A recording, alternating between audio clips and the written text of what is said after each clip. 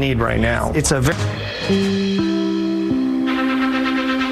This is an NBC News special report. Here's Lester Holt. Good evening, everyone. We're coming on the air with breaking news out of Philadelphia, where the FAA has confirmed that a small jet with 2 people on board crashed in the northeast part of the city, igniting a large fire near homes and a mall. The plane was en route to Springfield Airport in Missouri. Let's go straight to our aviation correspondent, Tom Costello. Tom, what have you learned? This is literally breaking as we speak, Lester, and I'm at Reagan Airport in Washington, where we've been dealing with the other major aviation story. But at this hour, this is developing in northeast Philadelphia near the Roosevelt Mall. The FAA says that at about 6:30 p.m. Eastern time that a Learjet 55 crashed after departing northeast Philly, and there were 2 people preliminarily reported of two people on board that plane headed to Springfield Branson National Airport in Missouri. The NTSB and the FAA are activated, as you would expect.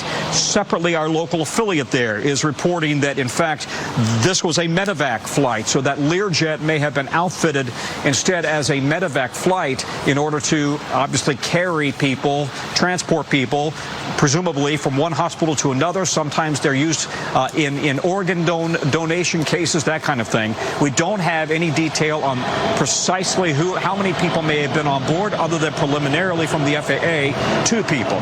But it appears that it crashed into several homes there near the Roosevelt Mall in northeast Philadelphia, and there is video of the fire department on the scene. These look like row houses or apartments there in North Philly. The explosion, the fire, when this thing hit, was just absolutely horrific, and immediately creates concern about the possibility for serious injuries on the ground. We have no word on that, but the governor and the mayor both saying that all resources possible from that region have already started flooding into the area to help assist. Yeah, and as we talk, Tom, I'm looking at the latest weather out of that area, out of northeast Philadelphia Airport. Rain and areas of fog. Obviously, we don't know whether this was weather related, but that will be something that investigators will have a keen eye out for. What were the conditions at the time of this? Tom, this is kind of an airplane is a jet. It's smaller. It likely would not have flown out of a major airport. No, that's 100% correct, and I'm just checking again the notes from the FAA on this, and the FAA is making a point that it flew out of, I believe, the actual name of that airport. Let me double check. Northeast Philadelphia Airport, so not Philly per se, not the main airport, but Northeast Philadelphia Airport. And that's not uncommon for these medevac flights, for example, to leave from a regional airport and then head to another regional airport. Again, we don't know if there were individuals, how many individuals were really on board, whether there in fact was a patient on board. There are also reports that not only were apartments or homes hit, but so were cars on the ground. Of course, it's a rush hour. 6:30 p.m. Would create the potential for very crowded streets in that area near the Roosevelt Mall. And that video, as I said, would suggest that the fire department is dealing with a significant fire it looks like a block of row houses there. And we obviously are all noting, I think, probably personally or out loud, that this, of course, comes on the heels of the collision that you and I are covering here in Washington, Tom. Yeah. Different circumstances, different kinds of airplanes, but understandably rattling for people watching this, having watched what occurred the other night. No, I think that's absolutely true.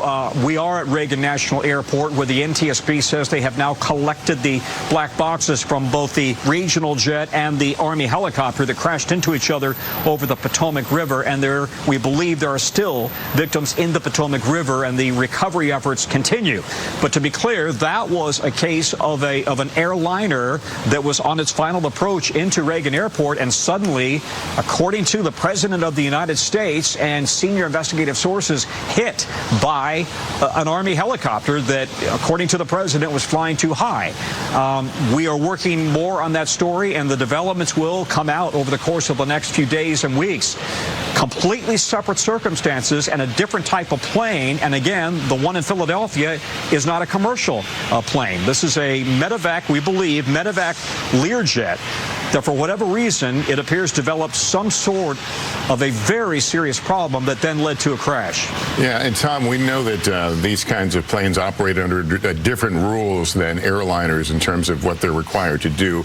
Let me just ask you, do we know if it would have a flight recorder or a cockpit recorder? You know, that's a very good question, Lester, and I don't have an immediate answer there, in part because you're right. The rules and the regulations as it relates to those carrying paying customers are very different than a private aircraft. And so I don't know that they would have been required to have a black box or black boxes on board this Learjet. Sometimes companies decide they don't want to spend the money on that. Sometimes some do. But we don't have that information about this particular plane in Philadelphia. I can tell you that, yes, both aircraft here did have black boxes in Washington, D.C. All right, Tom, thanks for that update. Again, if you're just joining us, there's been a plane crash, a small jet in the streets of Philadelphia near a mall. We're still gathering information. You can follow us certainly at NBCnews.com. I'm Lester Holt. Thank you for watching. And